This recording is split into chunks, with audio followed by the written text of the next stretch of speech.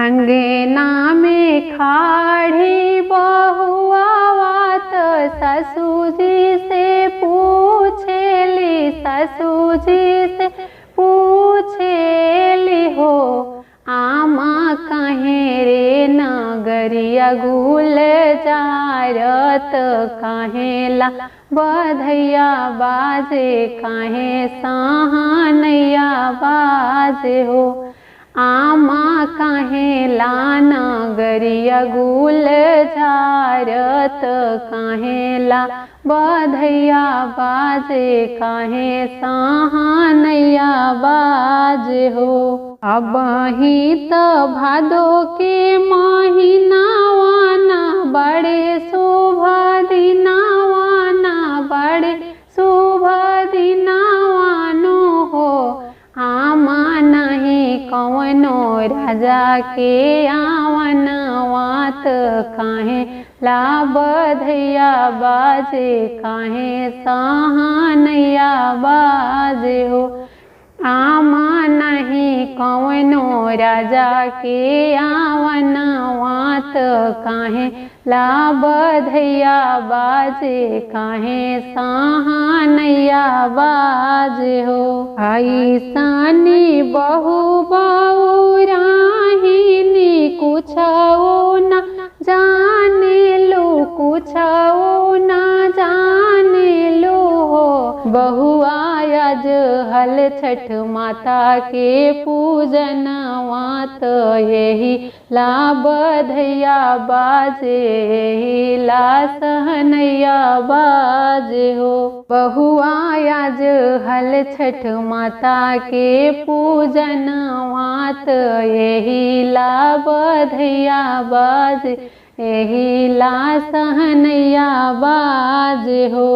अतना बचन बहुआ सुनेली, सुनाही न पावेली, सुनाही न पावेली हो, आमा हमें के बताव ना विधनवा, हमहु कर पूजनवा, हमहु कर पूजनवानु हो, आमा हमें के बताव ना विधनवा, हमहु कर पूजनवा, हमहु कर पूजनवानु हो।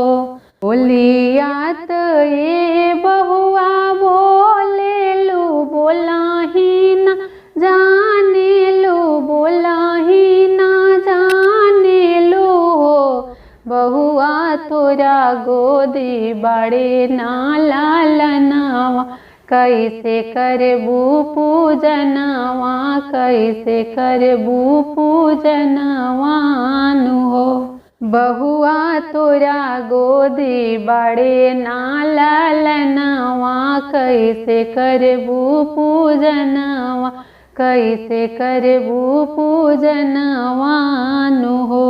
एकरा के बल का बनाए भूत गोदी बैठई, भूत गोदी बैठई बुनो हो, बहुआ के कराला परबू कजरवा, के ही के छठी अईबू, के ही के छठी अईबूनु हो, बहुआ के कराला परबू कजरवा, के ही के छठी अईबू, के ही के छठी अईबूनु हो।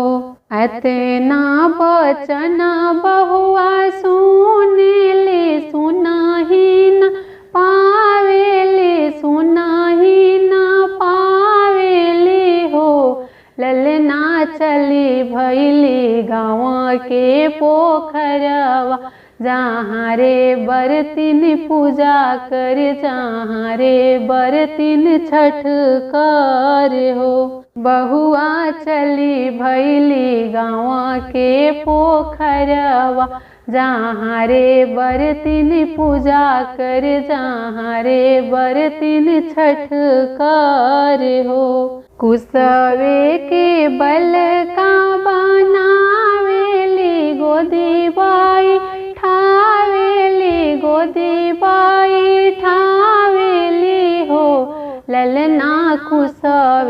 के पारेली कजरवा ओही के छठी आवेली ओही के छठी आवेली हो। देखी देखी हंसे सब सखिया त ससुआ ननदिया त ससुआ ननदिया नो हो।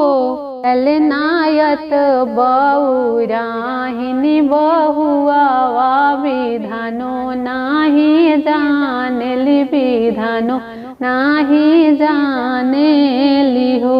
ललनायत बउराहिनी बहुआ विधानो नाही जानेली विधानो नाही जानेली हो।